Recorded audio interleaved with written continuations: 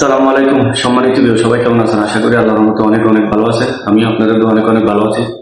তো সামান্য কিছু বিষয় দুই একটা কথা বলার জন্য আবারও আসলাম আপনাদের মাঝে। বিগত প্রায় 12 সালের 6 মাস থেকে যে বাংলাদেশিদের জন্য ভিসা প্রবলেম শুরু হয়েছে বা আমরা ভিসা প্রবলেমটা যে ফেস করতে পারতেছি সেটা আজকে প্রায় 13.5 বছর হয়ে গেছে। আজও পর্যন্ত বাংলাদেশের বিষয়টা খুলবে নাকি না খুলবে, প্রতিনিয়ত প্রত্যেকটা বছরে আমরা এই বুঝি ডিসেম্বরে খুলছে, এই বুঝি জানুয়ারিতে খুলছে, এই বুঝি ফেব্রুয়ারিতে খুলে দিছে, এই বুঝি ভাই সবাই ড্রামা বন্ধ করে দেন প্লিজ। বাংলাদেশের বিষয় বাংলাদেশের সরকারেরও কোনো ক্ষমতা নাই যে খোলার জন্য। সবাই ড্রামাটা একটু বন্ধ করে।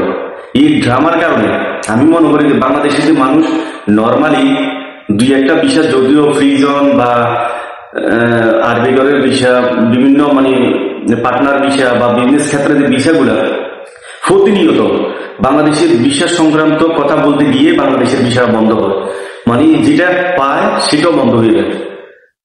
যদিও সেন্টারে 2022 থেকে 2024 পর্যন্ত 2022-23 মনে হয় খোলা ছিল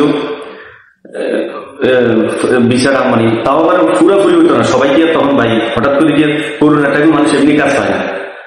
যার লোক প্রয়োজন ছিল দূর সাথে সেই নিচে, যার দরকার ছিল না, যে ক্যান্সেল হয়েছে সেও বিপদে পড়ে গেছে। তো অন্তত পক্ষে কাকে কি বলবো, কারণ আমি কোনো ভাই প্রফেশনাল কোনো ইউটিউবার না, আর প্রফেশনাল আমি কোনো টাইপিস্টের কোনো কাজও জানি না, আর আমি বিশ্বাস সম্বন্ধে আমি কিছু জানিও না। এতটুকু বুঝি, অনেকবার দেখছি আমাদের অ্যাম্বাসিডর প্রতিনিয়ত বাংলাদেশের বিশ্বাস সংক্রান্ত নিয়ে অনেক কথা বলে যাচ্ছে, কিন্তু দিন শেষে আমরা জিরো। তো এই কারণে বলতেছি ভাই আশ্বাসটা আর কেউ দিবেন না। ফেসবুকটা খুললে ফেসবুকে প্রতিনিয়ত দেখি না, ইউটিউবটা খুললে প্রতিনিয়ত দেখি এই ভিসা ট্রান্সফার খুলে দিছে আলহামদুলিল্লাহ, সামনের মাসে খুলে দিচ্ছে আলহামদুলিল্লাহ, ডিসেম্বরে খুলে দিচ্ছে আলহামদুলিল্লাহ, নভেম্বরে খুলে দিচ্ছে। ভাই এটা দেখে আছে না, আমি কি বলবো, আমার নিজেও মনের ভিতরে একটা প্রশান্তি যায়। আজকে প্রায় 13.5 বছর ধরে দেখে আইতেছি এই বুঝি খুলবে। আমিও কিন্তু স্টেপ বাই স্টেপ প্রতিনিয়ত আমিও প্রতি মাসের অপেক্ষা থাকি এই মাসে বুঝি খুলে দিবে। কারণ জানেন তো, আমরা যখন এই দেশে আসছি আমরা কোনো হাই প্রফেশন বা কোনো ভালো একটা কর্মীতে আসিনি। তখন দালাল চক্রের হাতে পড়ে আমরা একটা বিষয় নিয়েছি, ওই বিষয়টা টাকা দিয়ে কিনছি। তো উনি আমাদের যে কাজে দিছে, যে আমাকে আনছে তাকে আমি দোষারোপ করবো না, হয়তো এটা আমার নসিবের দোষ, আমি সবাইকে দোষ দিতে পারবো না।